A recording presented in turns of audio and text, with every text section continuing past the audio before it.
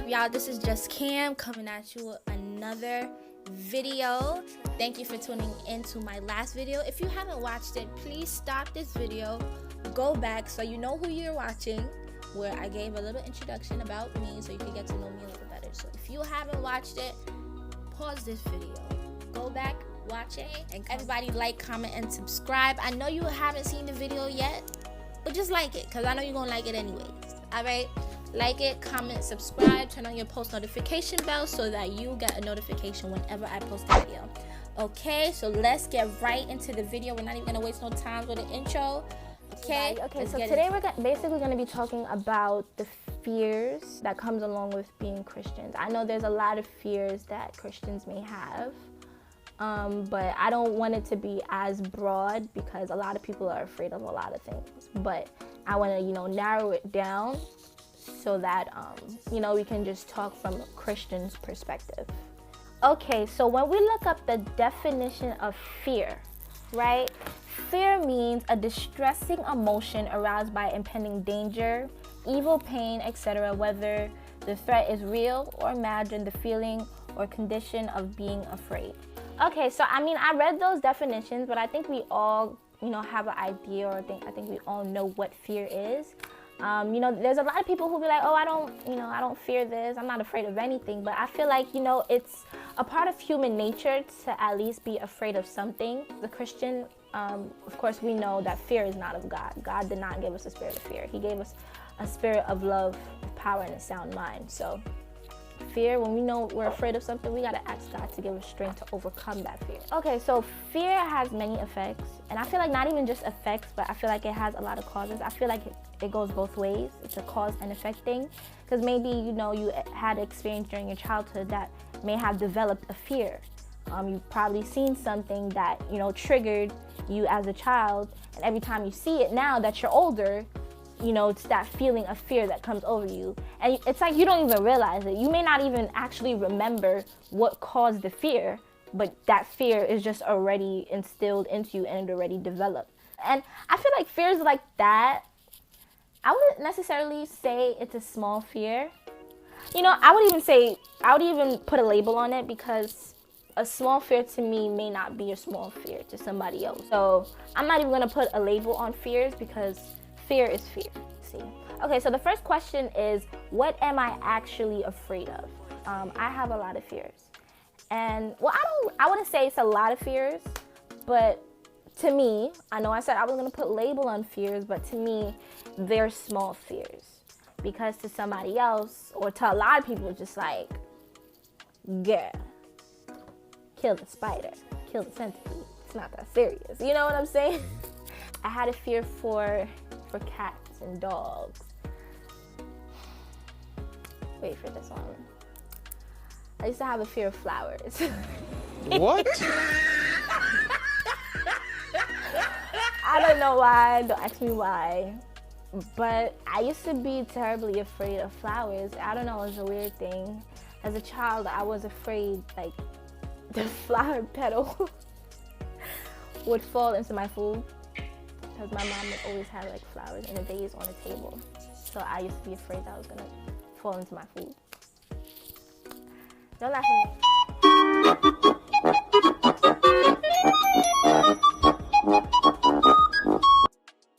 The scripture that talks about fear, Isaiah 43 verse 1 says, "Don't fear, for I have redeemed you. I have called you by name.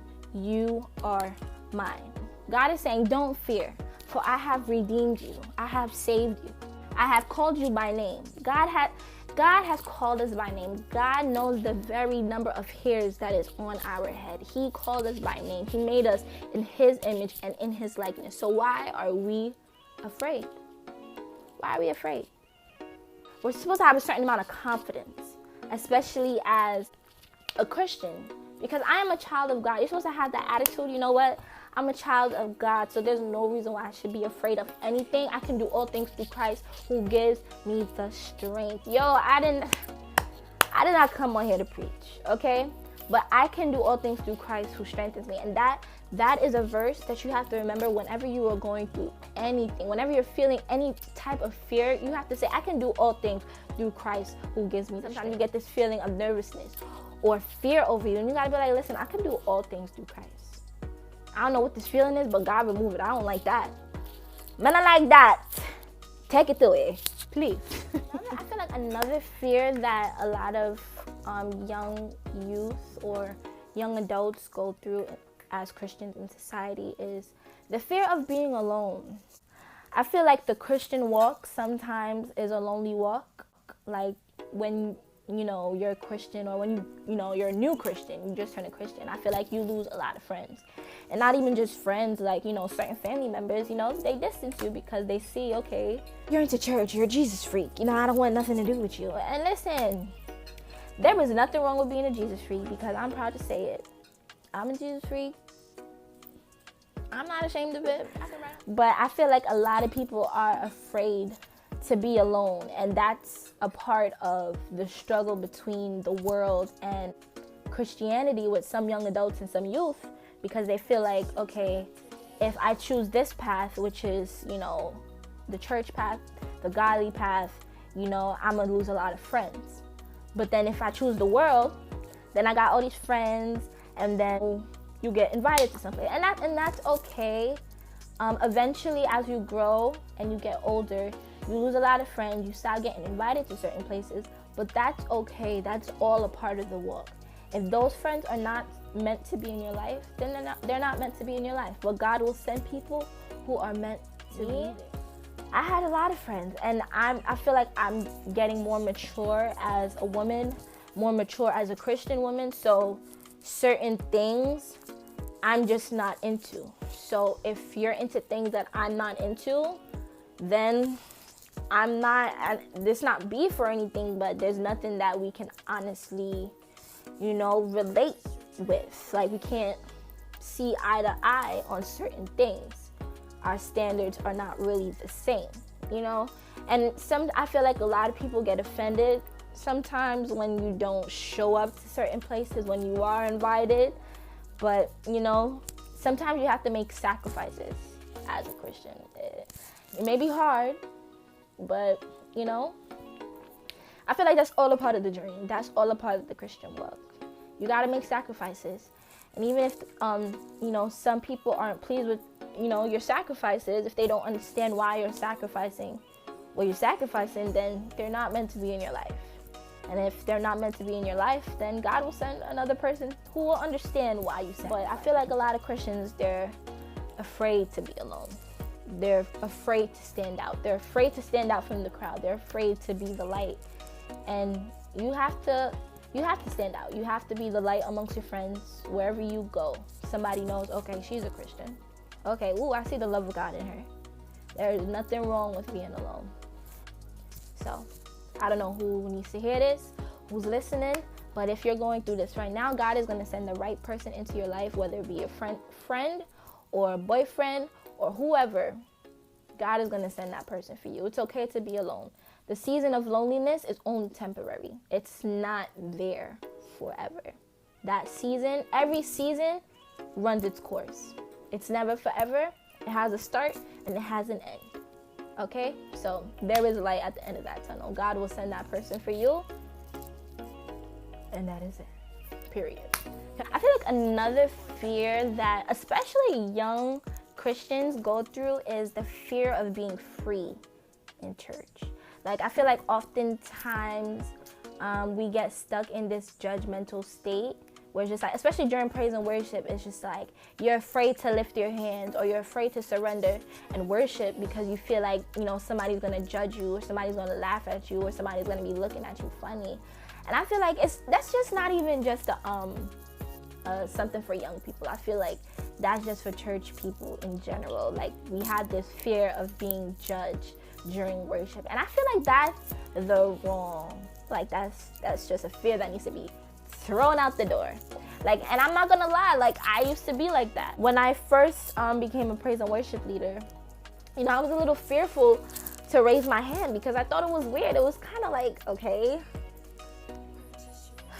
what is that? You know what I'm saying? But I feel like once you get yourself into an atmosphere that is like a no judgment free zone, it's like it removes that fear. And I feel like once you get over that fear, you're gonna realize, what was I afraid of? Like, what does it take to just lift your hands and surrender? It's like a lot of people forget that in the midst of worship, it's not even about your neighbor. It's not even about the person sitting beside you. It's not about anybody in that congregation. It's not about the pastor, the praise team, the musician. It's not about none of that. It's about God, literally. Worship is an essential part of church service. That is your time to literally connect with God. That's your time. So you can't allow fear, get involved, because we're going to keep saying this. A spirit of fear is not of God. So whenever you get that feeling, God, remove that fear, because I know it is not. It is not of you. You give me a spirit of boldness. You increase in me. Help me put self aside so that I can surrender. Once you overcome that, you're going to be worshiping freely. And even sometimes you're going to get into, I know I said once you get into a no judgment free zone, even when you get into a judgment zone, who cares? Who are they to judge you? You know what I'm saying? It's not about them. Like I said before, it's not about your neighbor. It's not about who's sitting beside you or who's on the pulpit. It is about you and God. So even if you're in a judgment-free zone, you better lift your hands anyway. You better lift your hands anyway, because you got to worship God in spirit and in truth. So if you're thinking about your neighbor, that's flesh. That is all flesh. Last fear. And I would touch on this fear because I know when I started this channel, I said I was going to be transparent with everyone. So for me, one of my biggest fears is death. And I think over quarantine during, the whole COVID situation, I feel like I've recognized that my fear isn't necessarily death, because death is inevitable. It's something you can't control. Everybody has their time one day. Everybody has their time when they're gonna go. But my fear is the fear of the unknown, the fear of where you're going after you die. And I feel like that's a lot of young Christians' fear, is the fear of the unknown. And I feel like that fear, it shouldn't be a fear. And I'm working on this fear, because if you're a Christian and you're doing what you have to do, if you're living right, then there is no reason to fear, because once you get to heaven, going to heaven should be a glorious thing. It shouldn't be something where you're always anxious about it, And I had to learn this, because literally there was a day where there was fighter jets flying over my city. And I heard it in my sleep, and I didn't even know they were going to be flying over, but I heard it in my sleep, and I literally thought, the sky was cracking. Like, I thought, it was clipped. I thought Jesus was coming back, and I started running to my front window to see, like, okay, what's going on with the sky? Like, is this the time? Is this it? But turns out, it was just plain. And I'm just like, yo, why was I so afraid? Like, I was literally scared. Like, I haven't felt that scared in a while. I don't think I was ever that scared. And it's just like, the day, of Jesus' second coming, the day of the rapture, I don't think it should be a fearful day for Christians if you are living right. I feel like it should be a day, a glorious day, where you finally get to see your Maker. You finally get to see the man who died for you. It shouldn't be fear. You should be pretty happy. It should be a glorious day. So after that situation, I really, tried to work on that fear and really, really get right with God and really develop a, deeper and closer walk with Christ, because it's just like, if I'm that scared, is there something that I'm doing wrong? Is my relationship not where it's supposed to be with God? So after that day, which was during quarantine, I'm like, nah, I gotta get it together, because time on earth is just temporary. Life is so unpredictable, and life is not promised. I feel like we take life so for granted, and it could just slip through your fingers. and not even know it. Like, I'm taking this video now, but in the next 10 minutes, the next 10 minutes is not promised. The next 2 seconds is not promised. The next 5 minutes is not promised. Life is not promised. I think 2020 taught us that life is not promised. Like, death is not exempt from everybody. And I think 2020 is teaching us we have to really get right with God, because death has surrounded us throughout this whole year. And we're not even at the 10th month of the year yet. What is it, month 8? And the amount of thousands of people who have died, the amount of people that have died from January to now is absolutely crazy. And it's not even crazy, but it's a wake-up call. I think it's God telling his people, I think it's God telling not even just Christians, but everyone around the world, it is time to get right with me, because time is ticking. And God is coming soon. Do not take life for granted at all, because, listen, and I feel like such an underrated blessing is literally just waking up, or even just coming back home. I feel like we take those blessings for granted. Coming back home every day, whenever you go out, is such an underrated blessing. So I feel like 2020, we have to wake up and not take life for granted. If you at odds with someone, anyone in your family or a friend, anybody, call that person, make it right, because you cannot hold a grudge against someone for months and months. It's not good. It really isn't. The only person that's hurting, it's not hurting that person, it's hurting you, because that grudge is going to build bitterness inside of you. You have to release people and let them go. Or like me, I struggled with unforgiveness. I struggled with that. So I'm not just saying it to say it. I've been through that. I've done that. Like, I would stop talking to somebody for months, but I realized, okay, that's not affecting that person, that's affecting me. Okay, I don't want to be bitter. So you got to learn to release people and let them go. I've been done dirty by people close to me. My trust issues, and it's human. I'm keeping it real. My trust issues, I struggle with that. But I had to learn to release people and let them go, because I can go tomorrow, and when I stand before God and God asks me, why are you still holding that person in your heart? What? Can't do that. If you are at odds with somebody, call that person and tell them, I'm sorry. I love you. I forgive you. Make that first step. It's hard. A lot of humans, we have pride, but pride is not of God. Put the pride to the side and say, I'm sorry. Let's make up, whatever. And even if you don't say that, just make the first step and say, how are you doing? Show the love of God, and it's okay. Even if they're still stuck in this situation or they're bitter, that's fine. You did your part. Okay, so I feel like that should be another video, a separate video, another topic. But, if you have somebody that you're at odds with, make it right. If you have a family member or a friend that you haven't told that you love them, text them right now and say, I love you. I appreciate you and I cherish you and I do not take you for granted. So my sisters in the room, I love you, Chidi. Boy, if you don't get... You see this?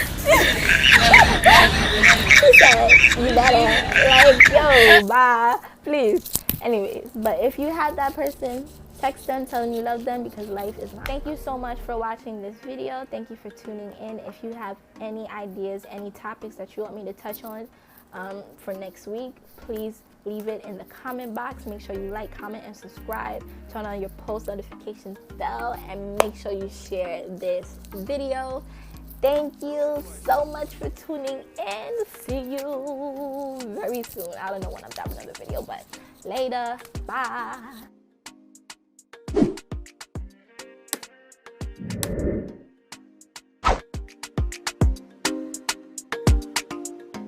Purchase your track